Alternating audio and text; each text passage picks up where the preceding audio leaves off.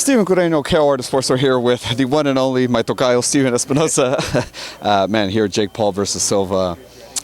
It's pretty incredible that we're here. I feel like possibly the GOAT of MMA fighting, a kid who took up fighting like 4 or 5 years ago. I mean, you being in fight sports as long as you did you ever see the direction of the fight business going in this way? No, not at all. Not this fight, not Jake in general. But it's one of those things there, we all spend a lot of time in combat sports, but you get an opportunity to work with someone like Anderson Silva or George St. Pierre in any capacity, whether announcer. It's a goosebumps opportunity. It's like, to think of, what he's meant to the sport and the fact that, he's on one of our cards. It's fantastic. But no, I thought the most interesting thing to come out of the press conference was that both guys, both Anderson and Jake, confessed that their respective sides, that they were both a little bit crazy for taking the fight. And, as Anderson says, look, all fighters are a little bit crazy. But look, I get it. There's youth and strength and the momentum that Jake has, and there's all the experience and the physical tools that Anderson has. And I literally wouldn't be surprised at any result in that fight. I can see it ended anyway. And I feel like it'll be exciting no matter how it ends anyway. Man, unfortunately, that's the biggest fight on the schedule, right now. I wish we were talking about, it being done. Spence Crawford, obviously. Describe to me just the moment that and how it is that you found out Crawford went the other way. It was basically the way most of the rest of us found out. So there wasn't a phone call. There wasn't sort of any advance notice. First there were rumors, and then there's stories, and then there's confirmation. So I think all of us felt blindsided. We felt like the rug got pulled out from under us. I thought we were all working toward a deal. I mean, sure, there were some, there were some roadblocks here and there, and it was taking more time. But, as an executive and as a business person, you have to be committed to staying at the table for as long as it takes to make the fight. And that's what we were going to do. And we're still sort of at the table. One guy's walked away, but the reality is it's disappointing. It's disappointing as a fan. It's disappointing as a network. Hopefully we can put it together. But there's one thing we know: Errol's not going to stand still and wait. He's got some good opportunities. We know he's going to fight a top tier fight. He doesn't do second, third tier fights. He that's not where he is at his career. So whatever he does next is going to be one of the top guys in the division. Max Kellerman on his show, Max on Boxing, kind of made it seem, I think he just straight out said, he thought, in his opinion, Al Heyman was, quote unquote, ducking, Errol or Crawford, for Spence. I mean, what was your guys' thought on that? Obviously, he's getting his information from, Mike Coppinger and those rumors. But what was your thoughts on Al Heyman ducking Crawford? That statement from Max, who I respect and like, is sort of one of the most irresponsible and ignorant things I've ever heard him say.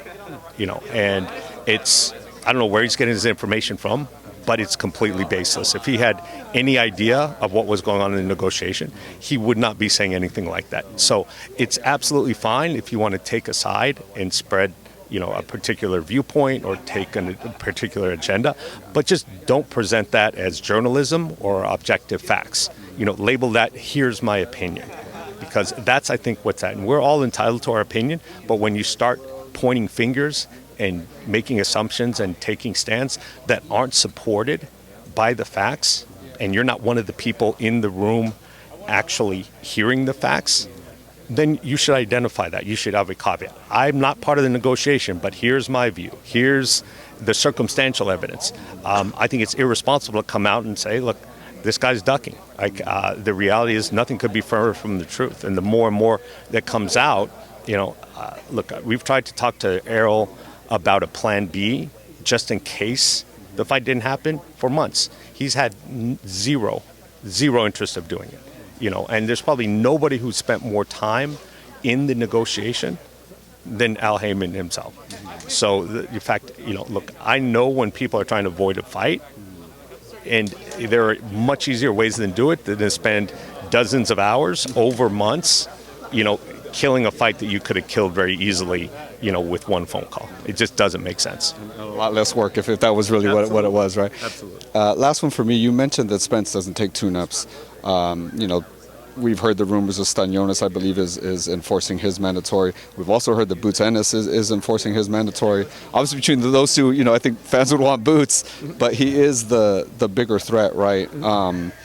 But it also kind of makes it seem like maybe Spence Crawford is dead in the water, because if they both do that, now we're another year down, right? Well, I think, you know, that's the goal, and you know, that's, I mean, the goal is to keep Errol busy. Like, he doesn't want to sit around and just wait. So, you know, the goal is to keep that fight together, keep the opportunity there, but at the same time not squander other opportunities. So you're right. The risk of, and that's why I'm not a fan of sort of tune-up fights, or let's both go fight somebody and then we'll meet. Too many different things can happen. There can be some, there can be some like fantastic offer that comes in, you know, at 154. You know, a life-changing opportunity with money, all that kind of stuff. So you just never know what can happen. You know, I'd like to think that there's still an opportunity to keep that fight together or put it back together. But once guys start going their own way, it can be a headbutt or a cut, or, God forbid, an injury, or just some intervening, you know, great opportunity, and then, you know, the things go away. We've seen it happen over and over again. So we're not going to let it go. We're not giving up on it. But it's become more complicated out. That's for sure. It's unfortunate. Stephen, thank you so much for your time, man. Appreciate it, man. The one and only Jake Paul versus the greatest middleweight champion in the history of the UFC, one of the greatest fighters in the history of mixed martial arts, the man who shocked the boxing world when he fought Julio Cesar Chavez Jr. and beat him last year, the one and only, the inimitable Anderson Silva.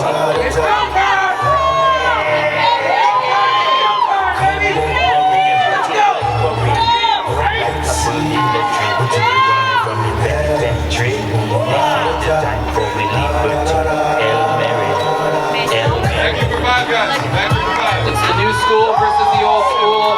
It's the MMA legend against the social media legend. It's Anderson Silva versus Jake Paul, and the stakes have been raised. You heard it moments ago. There is an actual belt on the line between these two guys. There's a belt and a bet.